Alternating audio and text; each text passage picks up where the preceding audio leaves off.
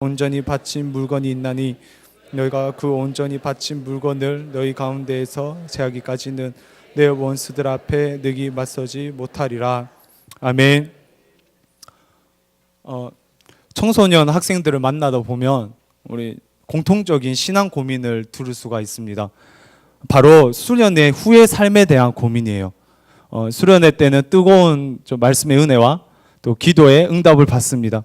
그리고 구원의 확신과 더불어 언제나 하나님의 백성을 살겠다고 다시 결심하게 되죠. 하지만 수련회 후의 삶을 보면 똑같은 일상으로 돌아오는 것을 볼 수 있어요. 집에 오자마자 부모님한테 짜증을 내고요. 그리고 또 시험 기간에는 학원과 예배 사이에 또 갈팡질팡하는 친구들을 볼 수가 있습니다. 그래서 스마트폰, 인터넷, 게임 이런 중독들은요, 일주일이면 다시 돌아오는 것 같아요. 그래서 청소년들은 청소년 같은 신앙생활을 하는 것 같습니다. 그래서 어떤 사람이 이런 말을 했어요. 되게 유명한 사람인데요. 신앙의 청소년기. 바로 제가 말했습니다. 신앙의 청소년기가 있다라는 거예요. 신앙의 청소년기. 신앙의 청소년기는 소년 같은 삶을 살진 않아요. 주일 과자를 준다고 교회 오는 것도 아니고요. 저 부모님 때문에 억지로 교회를 끌려다니지도 않습니다. 몇 명 있긴 한데 억지로 그런 사람이 드물어요. 소년과는 다르게 구원의 확신을 가지고 자기 발로 아침에 일어나서 스스로 찾아오는 것을 볼 수 있어요.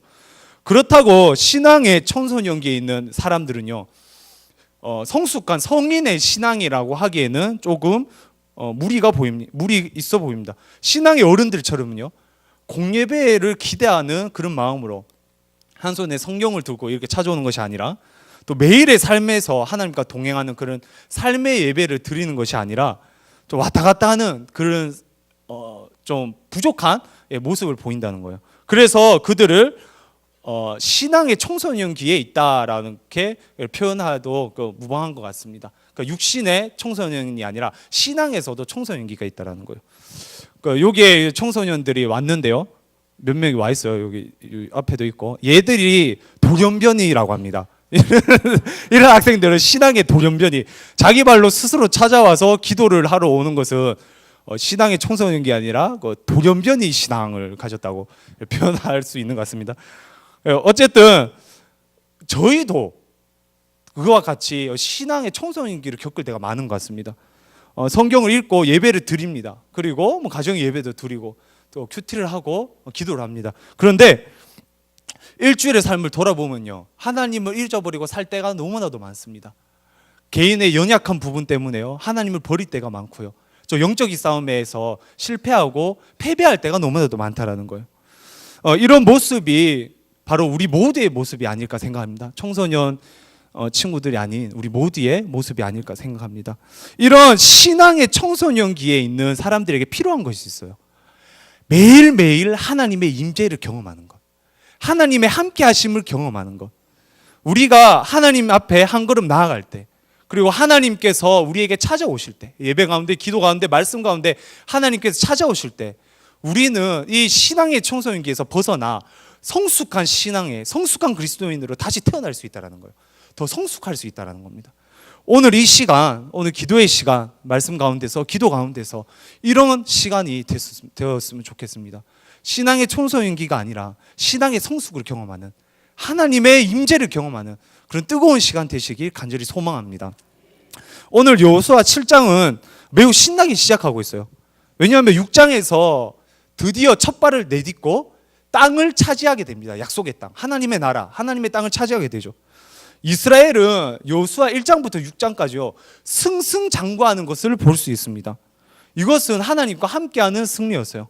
이제 애굽의 노예 생활, 그리고 광야의 40년, 그리고 드디어 찾아온 약속의 땅, 하나님의 나라, 그 가운데서 그들은 승리를 차지하게 됩니다.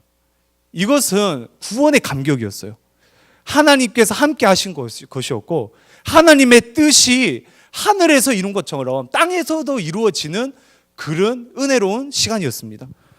그들은 모두 찬양했습니다. 만세를 부르고요, 지금 하나님의 나라를 감격하고 있었어요.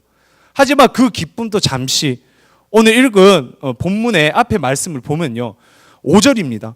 백성들의 마음이 녹아 물같이 된지라라고 되어 있어요.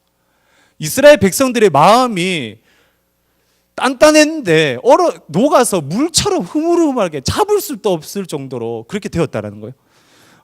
여호수아서에서는요, 가나안 백성들을 향해서 이런 표현을 많이 써요. 물같이 녹았더라, 마음이 녹았더라, 이런 표현을 하는데, 이것을 바로 역으로 이스라엘 백성들의 마음을 표현할 때 쓰면서 이스라엘 백성들이 얼마나 하나님과 떨어졌는지 그 신앙의 그 상황을 보여준다라는 거예요. 역전되는 그런 상황이었습니다. 왜 그렇게 됐나요? 우리 모든 성도님들 아시다시피 이스라엘 백성이 두 번째 전투인 그 아이성에 패배했기 때문입니다. 아이성의 전투는요, 당연히 승리할 것 같은 전투였습니다. 비록 정군이 진출한 병력은 아니었지만 충분히 승리를 거둘 수 있는 그런 전투였어요. 하지만 그들은 패배합니다. 이 패배 때문에 언제나 함께 하셨던 그 하나님이 함께 하시지 않는구나, 하나님의 뜻이 이 이스라엘 백성들을 떠났구나라고 생각을 한 거예요. 그래서 마음이 녹고 하나님의 임재를 경험하지 못해서 슬픔과 좌절에 빠지게 됩니다. 이것은 우리가 경험하는 모습인 것 같아요. 우리가 삶 가운데서 충분히 이번 한 주도 계속 경험했던 그런 삶. 하나님을 만나고 기도를 합니다. 그리고 예배를 드려요. 그런데 삶에서 기도 응답도 받고 자신감을 가지고 용기를 가지고 하나님과 함께 동행하면서 사는 것 같아요. 하지만 영적인 전투에서는 허다하게 매일매일 패배할 때가 많습니다. 하나님의 나라에 살지 못하는 것 같고요, 기도 응답을 받지 못할 때 하나님께서 나의 삶에 없는 것 같아요. 우리의 가정을 볼 때, 자녀들을 볼 때 하나님이 나를 떠나서 있는 것 같습니다. 하나님의 나라에서 살지 못한다는 것이 어떤 겁니까? 고린도전서 6장 9절에서 10절 말씀입니다. 같이 한번 읽어보도록 하겠습니다. 불의한 자가 하나님의 나라를 유업으로 받지 못할 줄을 알지 못하느냐? 미혹을 받지 말라. 음행하는 자나 우상 숭배하는 자나 간음하는 자나 탐색하는 자나 남색하는 자나 도적이나 탐욕을 부리는 자나 술 취하는 자나 모욕하는 자나 속여 빼앗는 자들을 하나님의 나라를 유업으로 받지 못하리라. 아멘. 하나님의 나라를 유업으로 받지 못하는 사람은요, 불의한 자라고 되어 있어요. 불의한 자는 하나님의 나라를 유업으로 받지 못하니. 우리가 예수님을 믿고 하나님의 백성이 되었어요. 하나님의 나라에 살아가고 있어요. 구원을 받았기 때문에. 그런데 하나님의 나라가 아닌 것 같을 때가 많습니다. 내가 살아가는 곳이요, 세상의 나라인 것 같고요, 하나님과 멀리 떨어져 있는 나라인 것 같아요. 매일매일 영적인 그 패배 가운데 살아가기 때문에. 왜? 우리가 불의해서 영적인 패배를 경험하게 되고요, 하나님과 함께함을 경험하지 못하는 거예요. 그래서 마음이 녹아서 물처럼 됩니다. 이것이 바로 신앙의 청소년기라는 거예요. 구원의 확신은 있지만 그를 때때로 지는 영적인 싸움에 패배하는 그 삶, 이스라엘처럼 우리의 삶처럼 그렇게 살아가고 있는 것입니다. 이럴 때 여호수아는 어떻게 하는지 아시나요? 오늘 말씀에서 여호수아는 6절입니다. 옷을 찢고 이스라엘 장로들과 함께 여호와의 궤 앞에서 땅에 엎드려 머리에 티끌을 뒤집어쓰고 저물도록 있게 됩니다. 옷을 찢는다는 표현은요, 하나님 앞에서 극심한 슬픔과 애통함을 나타낸다는 거예요. 기도의 내용을 보면요, 우리가 읽었던 기도의 내용 보면 떼를 쓰기도 해요. 그리고 하나님에 대해서 불평도 합니다. 왜 그랬냐고. 그 가만히 놔두지 왜 이곳까지 끌고 왔냐고. 이렇게 불평도 해요. 하지만 중요한 것은 그 상황에 놓였을 때, 영적인 패배를 경험했을 때 여호수아는 바로 하나님께 나아갔다는 거예요. 옷을 찢고 자복하면서 회개하면서 하나님께 나아가는 것을 볼 수 있습니다. 어떤 마음으로 나왔을까요? 종교적인 형식적인 그런 모습이 아니었어요. 진심으로 마음을 다해 나아갑니다. 마음을 다해 나아가니까요, 불평할 수도 있고 때를 쓸 수도 있는 거예요. 마음을 다해 주님 앞에 무릎을 꿇는 여호수아의 모습을 볼 수 있습니다. 이것이 바로 영적인 전투의 패배 가운데서 살아남는 유일한 방법인 것 같아요. 영적 전투의 패배, 신앙의 침체를 경험할 때요, 우리가 하나님 앞에 옷을 찢고 나아가는 겁니다. 여호수아처럼. 그렇게 할 때 우리가 살아남는, 신앙의 침체를 극복할 수 있는, 도약할 수 있는 그것을 경험할 수 있을 거예요. 오늘 금요 기도의 시간, 우리가 진심으로 마음의 옷을 찢는 그런 시간이 되었으면 좋겠어요. 우리 마음 가운데, 삶의 현장 가운데 또 불평과 어려움과 또 그런 기도 제목을 갖고 왔을 줄 알아요. 하지만 가장 중요한 것은 영적인 침체, 신앙의 청소년기가 아닐까 생각합니다. 이 많은 기도 제목 가운데 다 내려놓고 하나님과의 관계, 수식적 관계, 그 하나님과의 관계에 집중하는 우리 모든 성도님들 되시기 간절히 소망합니다. 오늘 본문의 이스라엘의 죄는 무엇이었나요? 11절 말씀인데요. 이스라엘의 범죄하여 내가 그들에게 명령한 나의 언약을 어겼으며 또한 그들이 온전히 바친 물건을 가져가고 도둑질하였으며 속이고 그것을 그들의 물건들 가운데 두었느니라. 이스라엘은요, 하나님의 언약을 어겼습니다. 도둑질을 하고요, 물건을 훔쳤습니다. 이스라엘이라는 하나님의 백성, 하나님의 나라의 국민들이요, 하나님의 것을 취하기보다 세상의 것을 취하기를 즐겼다라는 것을 볼 수 있어요. 그래서 이스라엘에게 임한 하나님의 나라가 위태로워집니다. 바로 우리가 다들 아시다시피 유다 지파의 아간이라는 사람의 범죄였습니다. 한 사람의 범죄로 이스라엘은 패배를 하고 위기를 겪게 되는 거예요. 열심히 자라는 60만 명의 장정들이 있었는데요, 이 장정들의 실수가 아니라 단 한 명의 실수 때문에 패배하는 거예요. 단 한 명의 실수 때문에. 마찬가지예요. 우리는 열심히 자라는 364일이 있어요. 하지만 단 하루 하나님 앞에 삐끗했을 때요, 거룩하시고 완벽하시고 거룩을 요구하시는 그 하나님께서 심판하신다라는 거예요. 하나님께서는 여호수아에게 제비를 뽑게 하십니다. 그리고 아간을 지명해요. 서서히 아간을 지명합니다. 그리고 아간은 자신의 죄를 고백하고요, 자신이 훔친 재물들을 가져옵니다. 이스라엘 백성들은 아간과 그 재물을 아골 골짜기, 즉 고통의 골짜기라는 곳에서 돌로 치고 재물을 불사르게 됩니다. 이스라엘 백성은요, 아간의 잘못을 해결함으로써 하나님 앞에서 다시금 거룩을 회복하게 됩니다. 이스라엘 백성들은 할례를 하고 승리를 하고 약속의 땅에 들어갔는데도 불구하고 범죄를 하게 돼요. 우리도 예수를 믿고 교회를 열심히 나오고요, 주일 예배를 잘 드리고 말씀을 보고 기도회를 나와도요, 범죄하게 됩니다. 하지만 하나님의 은혜가 있어요. 그게 바로 뭐냐면요, 제비 뽑기의 은혜. 제비 뽑기의 은혜. 우리가 알지 못하는 죄, 우리가 습관처럼 반복적으로 지어서 깨닫지 못하는 그 죄, 하나님께서는 제비 뽑기를 통해서 드러내 주신다라는 거예요. 하나님께서 함께 하심으로 이스라엘 백성에게 죄가 드러났던 것처럼, 죄가 드러난 것처럼 우리에게 함께 하셔서 죄를 우리에게 보여주신다라는 거예요. 이건 어떨 때? 하나님께서 함께 하실 때, 하나님께서 임재하실 때만 경험할 수 있는 그 특별한 경험이에요. 우리에게도 이런 은혜가 있어야 됩니다. 오늘 이 시간요, 기도의 가운데 하나님의 은혜를 받고 우리의 죄가 발견되는 그런 시간이 됐으면 좋겠어요. 제비 뽑기처럼 뽑혀서 우리의 죄가 눈앞에 펼쳐지고, 부끄러운 우리의 죄, 연약한 우리의 죄, 교만했던 우리의 죄, 그리고 질투하고 질책하고, 그리고 세상의 것에 욕심이 내었던 그 죄, 그 죄가 드러나는 하나님의 은혜가 있길 간절히 소망합니다. 그리고 그 죄를 악어 골짜기에 버려야 합니다. 그 죄를 불살라야 돼요. 결국 하나님께서는요, 이렇게 이스라엘을 빚어나가십니다. 하나님께서 함께 하실 때, 이렇게 하나님의 나라로 완성되어 가는 거예요.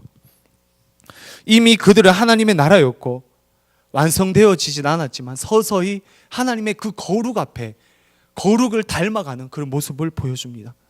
그들의 죄를 자복하고 하나님의 말씀에 순종할 때 그렇게 하나님의 뜻에 가까워지는 것을 볼 수 있어요.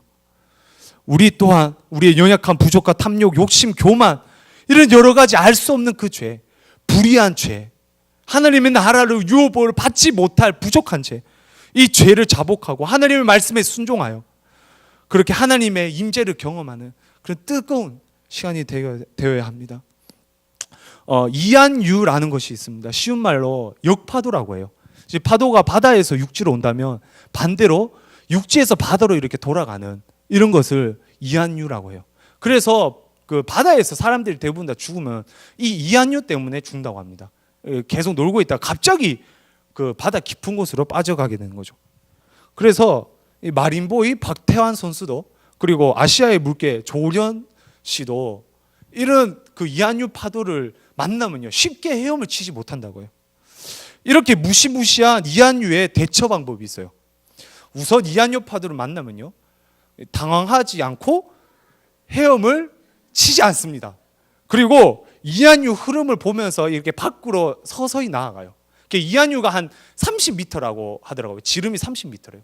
그래서 서서히 밖으로 나갔다가 이안류 파도를 빠져나갔을 때 힘을 얻어서 다시 헤엄을 치며 빠져나갈 수 있다고 합니다. 근데 저처럼 그 분지에서 살았던, 이제 대구가 분지인데요. 분지에서 살았던 사람은 헤엄을 못 쳐요.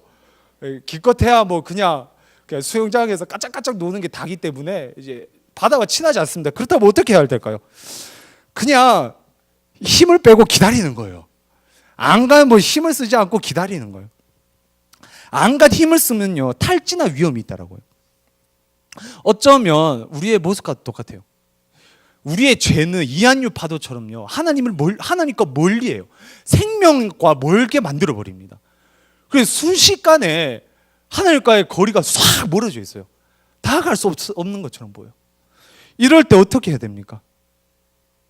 도저히 나오지 않을 때 하나님을 기다려야 돼요. 당황하지 않고 그 죄의 소용돌이에서 벗어나고 가만히 하나님의 임재를 기다리면 됩니다. 그러면 죄의 이안류에서 벗어날 수 있어요. 이것이 바로 예수 그리스도의 은혜를 기다린다라는 거예요. 그래서 예수님의 이름이 뭡니까? 임마누엘, 하나님의 함께 하심이라.